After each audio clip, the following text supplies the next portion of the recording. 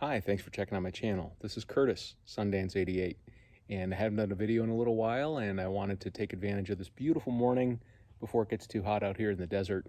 I wanted to talk today on the subject of scary door-to-door experiences, and I was just curious if you had any stories.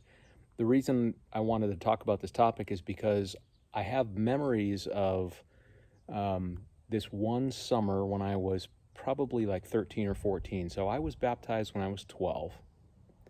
And in the summers before I could drive, before I had a permit or a license, it was pretty difficult to get to be able to commit to being an auxiliary pioneer, because back at the time, it was a commitment of 60 hours. And when you don't have control over, getting in a car and determining where you're going, and you have to rely on rides from others, it can be kind of a challenge.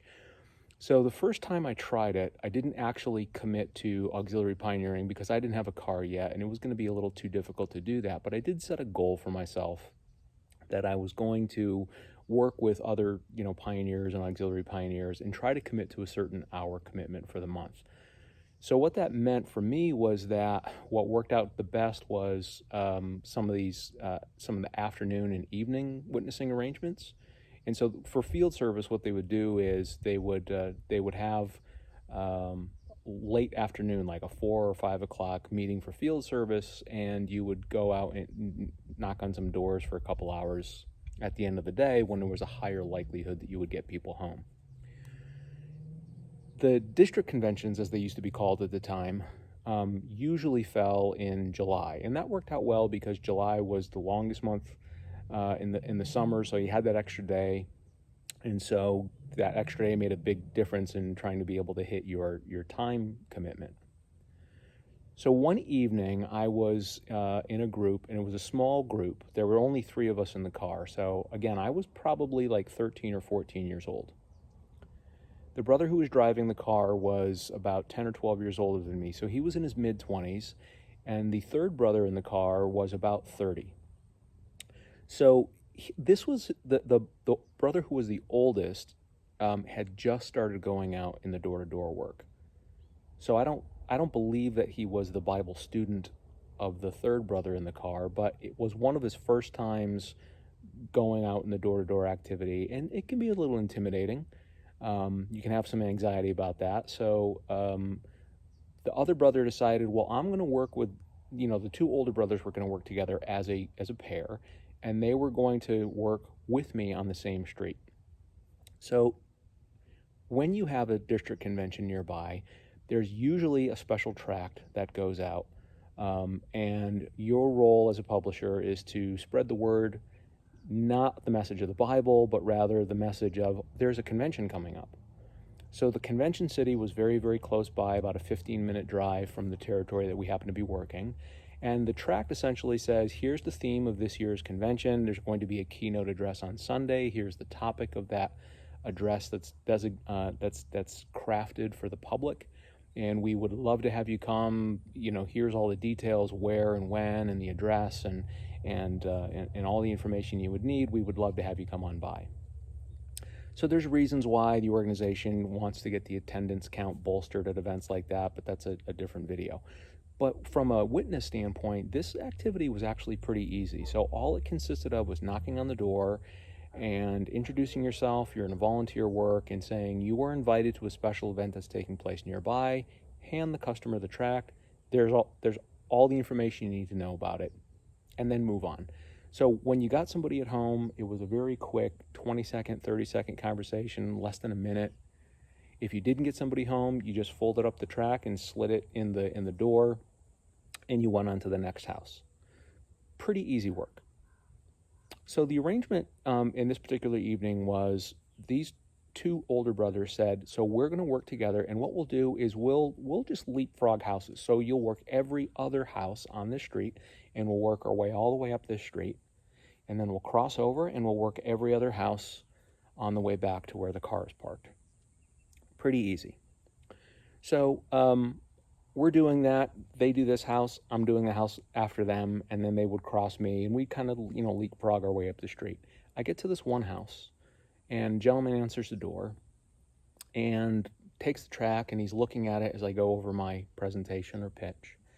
And then he says, "So this is Jehovah's Witnesses, right?" "Yes."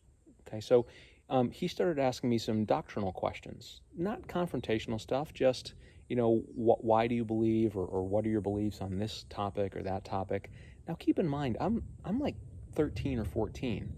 So the programming kicks in that, has been inculcated in me since, I was born, which is to say, when somebody is demanding of you a reason for your faith, you are being a witness to the entire invisible realm. So I knew that I had to defend my faith, or I had to engage this man at the doorstep, because angels were watching and Jehovah was watching, and I had to make sure that, given the opportunity to explain our beliefs, it was my job to do that. So I did take out my Bible, and I'm trying to recall different scriptures on the topic that he was speaking of. And it was going okay. After about 10 or 15 minutes of this, the guy says, it's kind of hot out here standing on our front porch here in the sun, standing on the doorstep. Maybe we could step inside where it's a little bit cooler. And I agreed with him, because it was. We were standing out in the afternoon sun in July, and it was hot, it was muggy, and yeah, it would actually probably feel pretty good to sit down either in the air conditioning or sit down inside the house. So I say yes, and I go inside. I would have expected that we were going to sit maybe in the kitchen or the living room, something like that, but this guy walks me downstairs into his basement. Now, I grew up in Massachusetts, and it's not uncommon for people to have finished basements. Playrooms, family rooms, offices, studies, things like that. And that's what this guy had. So he had a study in his basement. Kind of a very dark room, bookshelves lining the room. And so we sit down like at a desk or a table, and he takes out his Bible. He's going to show me some things. And I'm starting to really get a little bit nervous here, because I'm all by myself, and I didn't get a chance to make eye contact with the other two brothers who were working every other house on the street. So I don't know that they saw what house I went into, but I'm thinking, well, okay, so I'm gonna continue trying to defend my faith. So this was in the time period just before the reasoning book hadn't come out yet. So when the Witnesses came out with the Black Bible in the early 80s, it replaced the Green Bible of the 70s. So anyway, in the back of the Black Bible, this is before the reasoning book came out, there was this list of topics for discussion.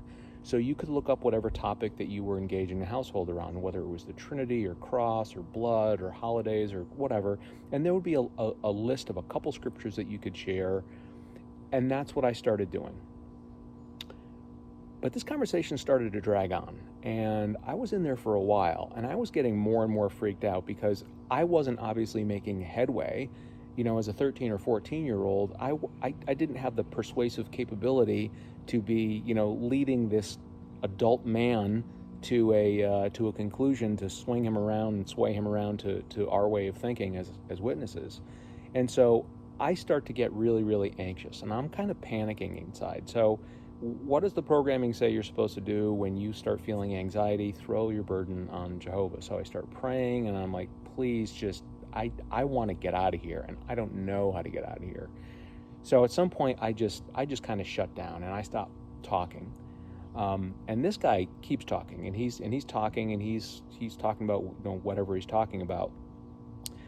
Nothing ended up happening other than I just got scared. I got really scared, and I was in there for quite a while. It wasn't just like a 5 or 10 minute conversation.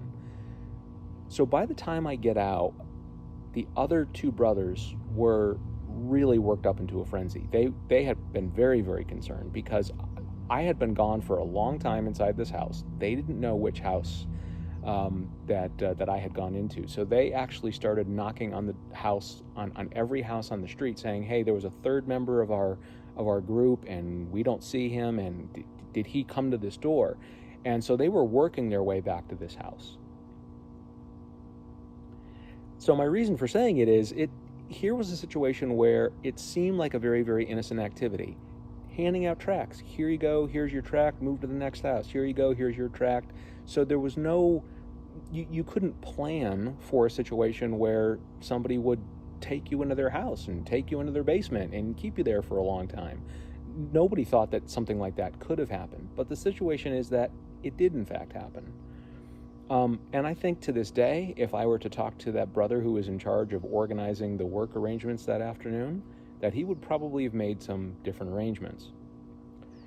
And my reason for reflecting on it is because, and when I take a look at some of these news events about, particularly like in Australia, where the witnesses are saying, or the Watchtower is saying, we are not going to participate in the redress scheme for that was set up, and the reason is because we don't have the institutional settings that warrant it. So my understanding of that position is that they're trying to say that we don't have any situation that is a organizationally endorsed activity that removes parents from their children, and that's just not true. I can recount plenty of situations where, while being involved in an activity that is in fact endorsed by the organization, inadvertently you can in fact be lost track of. You can be working with somebody who is not your parent. So it really rings hollow for me, based on my experience, and maybe you've had a similar experience when you were a child, that there are occasions where you're involved in an activity that is endorsed by the organization, and it could put you in some compromised situations. Now, thankfully, the worst that happened in this particular account is that I got scared. But it could have been way, way worse. So I'm thinking now, when I think of that story, I'm a father. As an adult, I think of my neighbors, and if I saw one of my neighbors taking a young teenage boy into their home and bringing them down into the basement and keeping them there for a while, I would really have concerns about what is going on with that neighbor, because that just doesn't pass the sniff test. Nothing about that seems appropriate. And the fact of the matter is, you have no idea whose door you're knocking on. When you go to the meetings, you're often told angels are looking after you. You are being protected while you are doing this work because you are a representative of the Most High of existence. And so that's something that witnesses are led to believe, that it's, you should exercise caution, of course, but at the end of the conversation, don't worry, because you have a supernatural bodyguard looking out for you.